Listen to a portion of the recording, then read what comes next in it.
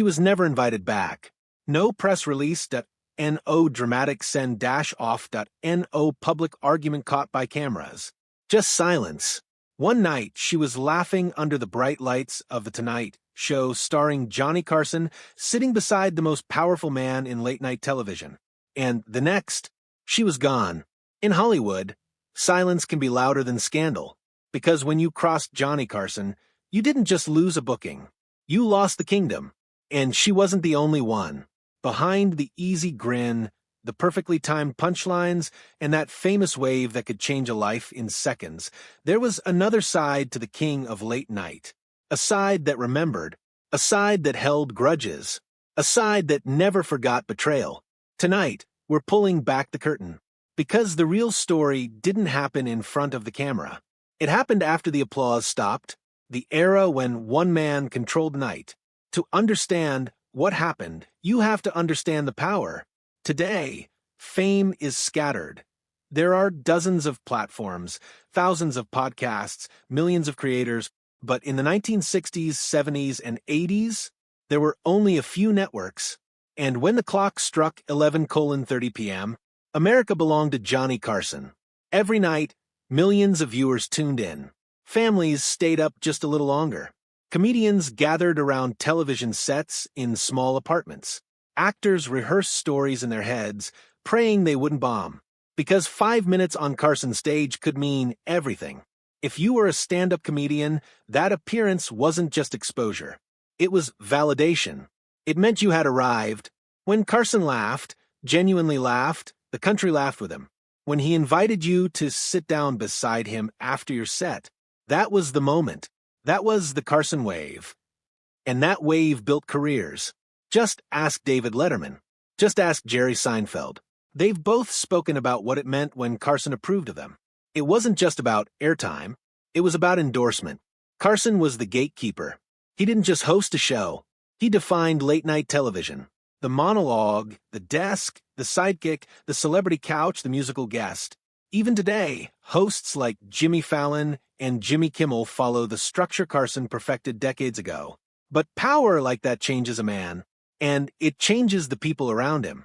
Because when one man controls the spotlight, everyone else learns to stay in line. The unwritten rules of Carson's kingdom. There was no handbook, no posted rules backstage, but everyone knew. You didn't interrupt Johnny. You didn't steal the spotlight. You didn't drag a joke too long.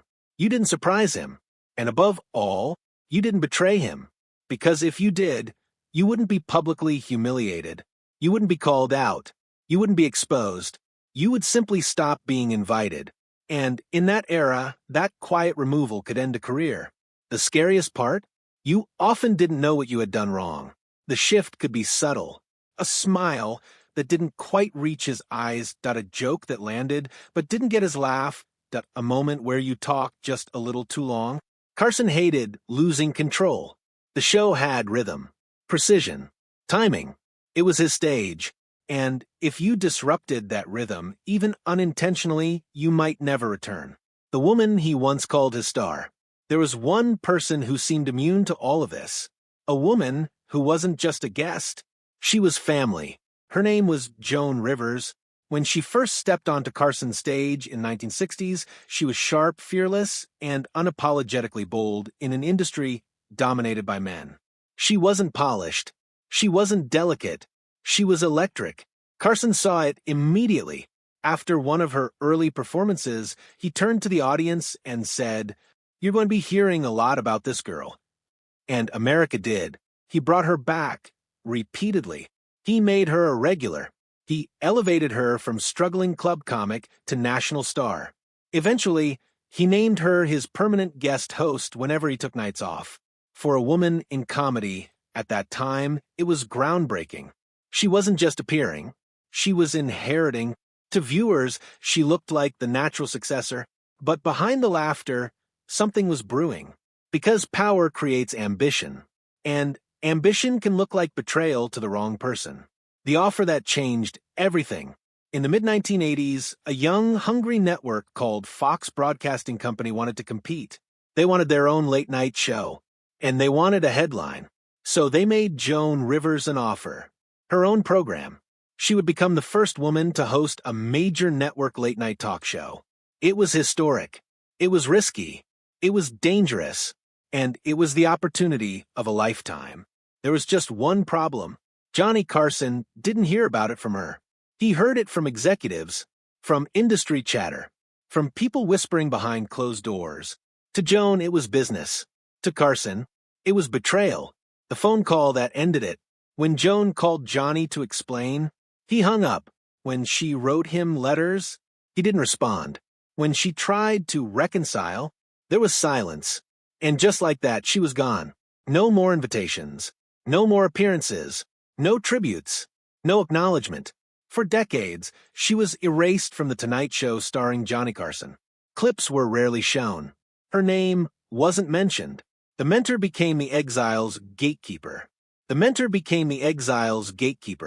Years later, Joan admitted she never stopped hoping for forgiveness. She called him the most important person in her career. She said she cried when he died, not because television lost a legend, but because she lost the chance to fix what had broken. But Carson never publicly reconciled. The silence lasted until the end. The pattern behind the curtain. Joan wasn't the only one. Carson's reactions weren't explosive. They were controlled.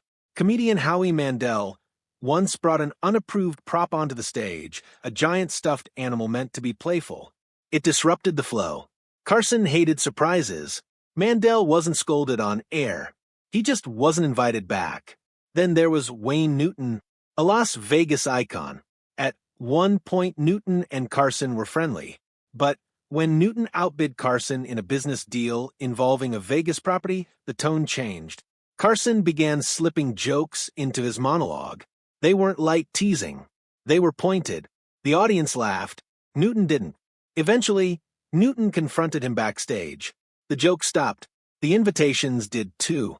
Because once Carson cooled on you, he stayed cold. The man behind the smile. On television, Carson looked effortless, cool, detached, unbothered. But off-camera, he was intensely private, guarded, sensitive to loyalty. He disliked confrontation. Instead of yelling, he withdrew. Instead of arguing, he erased. It was cleaner that way, more controlled. Friends described him as someone who could charm a room, but rarely let anyone close. Even his personal life reflected that distance. For marriages, public divorces, private struggles, he joked about his failed marriages on air, but behind the punchlines were real fractures. When his son Rick died in a tragic accident in 1991, viewers saw a different Johnny.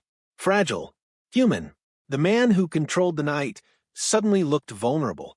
And maybe that vulnerability explains something, because sometimes the more control someone needs on stage, the more fragile they feel off of it. Retirement and the final curtain. When Carson retired in 1992, he didn't linger in the spotlight. No comeback tour.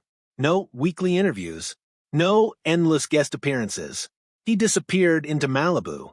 It was almost poetic. The man who controlled late night for 30 years chose silence as his final act. He passed away in 2005 from complications related to emphysema. Tributes poured in. Comedians credited him for their careers. Hosts honored his influence.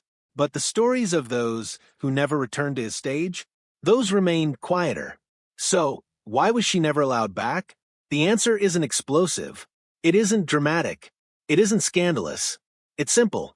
She crossed an invisible line. In Johnny Carson's world, loyalty mattered. Control mattered. Respect mattered. And when he felt one of those had been violated, the door closed. Not loudly, not publicly, but permanently. The legacy of power. Johnny Carson shaped television forever. Every late night host today works in a house he built. But his reign also reminds us of something else. Power without transparency creates fear. Fear creates silence. And silence can erase history.